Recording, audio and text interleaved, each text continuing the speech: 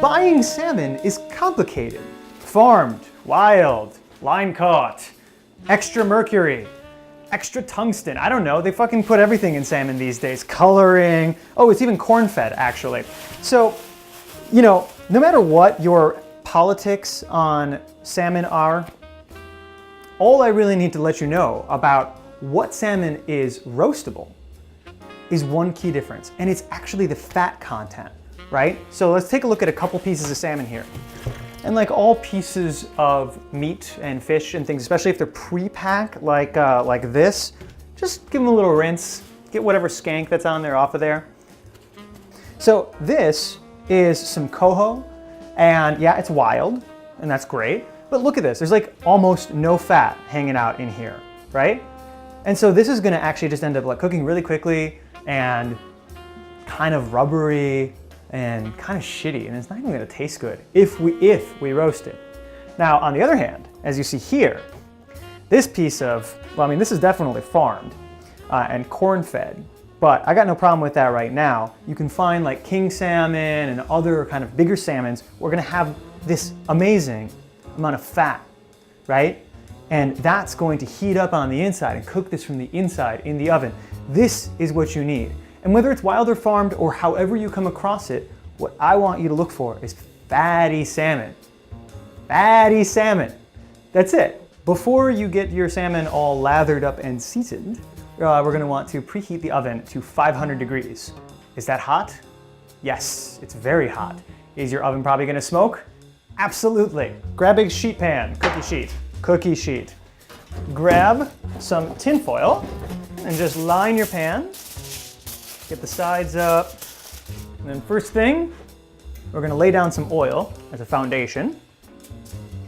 All right, just rub that in. And then next, actually just sprinkle some salt down on the pan. This isn't a huge deal if you don't do this. I find it helps to pull moisture out of the skin.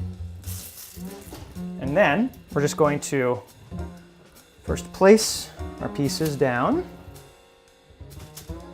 And you can make tons of this at once, save it for leftovers. And then douse with olive oil on top. Really rub it in. Oh yeah. And then we're gonna get serious with some salt here. Really season it up. Don't be shy. This is like all great pieces of meat. They need plenty of salt. Get that oven open. And yes, it's freaking hot. Whack this in here. Shit. It doesn't fucking close every time. Okay, troubleshooting. Let's do this fast.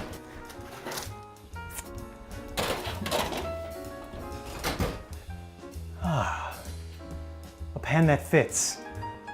500 degrees. It's already sizzling. You're gonna check it in 13 minutes. This will get a nice golden brown crust. Everyone's oven's a little different, so we're also gonna poke it. It's probably not gonna be done in 13. It will not take 20. It will not even take 18.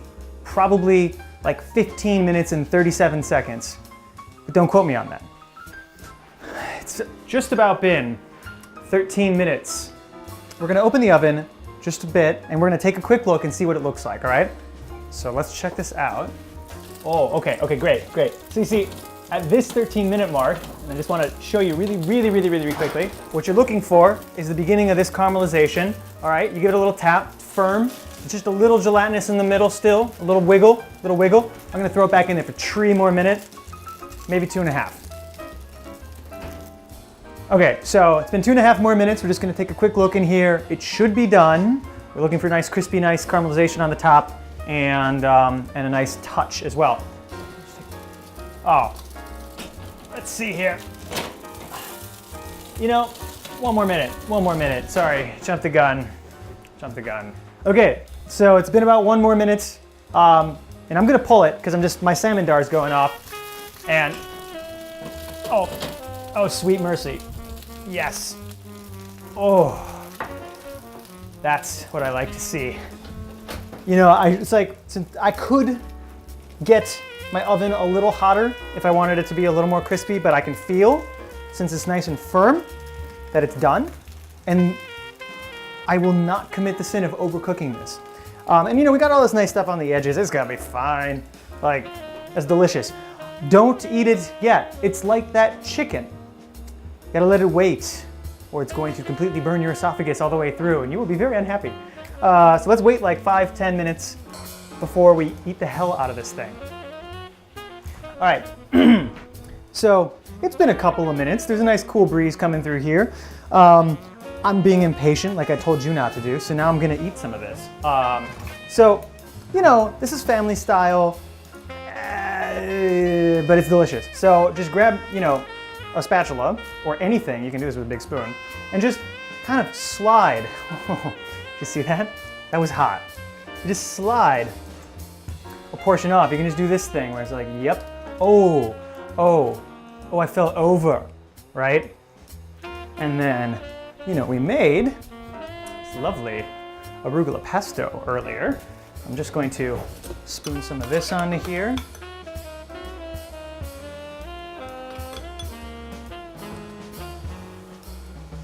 Oh man, that's heaven right there, guys. I don't know about you, but I'm gonna eat the hell out of this right now because I haven't had anything to eat today.